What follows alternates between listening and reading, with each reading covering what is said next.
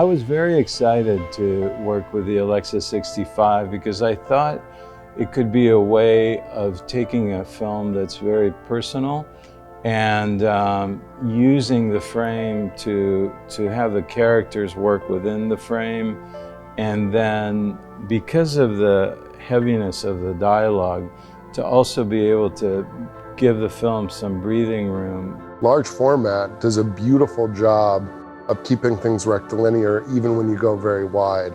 You get a ton of detail. You can choose lenses that have a lot of fall off on the edges if you want.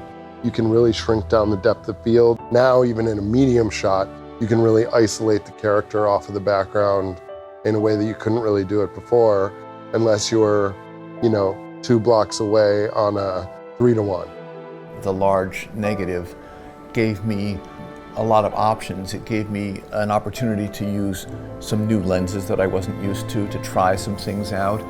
It allowed me, a big image that had much more quality to it than I'm used to with Super 35. A lot of Joker's character development has to do with a character that is in a big world, Gotham, people all around, but he's living this isolated, lonely life, almost like he's invisible. Allowing us to see the space he's in was really important, but I also wanted a lack of depth of field to really isolate. I just think it's a gorgeous format.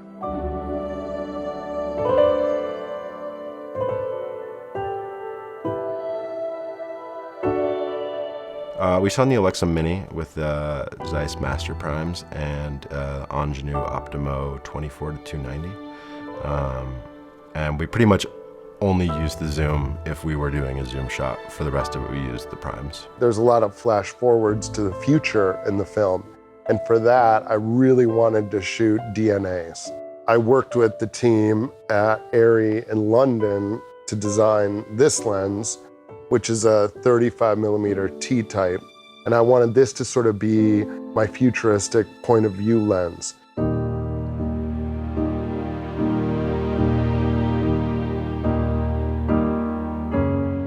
We had a bunch of criteria.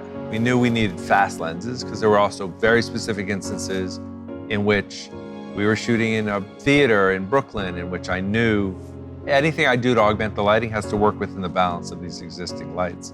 And Matt at ARRI, I think LA, who was like picking lenses and then shipping them to New York, he was essential because we were just like basically going, this is not going to be a pure DNA set. This is not going to be a pure set of anything. This is going to be a Frankenstein set of lenses.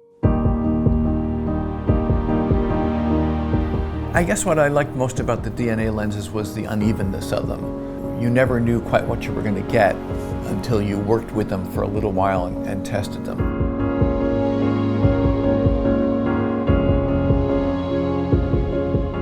One of the challenges of the movie is the underwater sequence. So there's a Hummer that ends up underwater in a very fast-moving river. So we had this huge shoot in a tank in Budapest where we were underwater with the actors, but I needed blue screen underwater. We talked to ARRI Rentals and said, can you guys help us out with constructing this? And they were amazing, and I think we built something like a 30-foot by 15-foot wall of underwater tubes that we could put blue in front of and light them chroma blue from behind.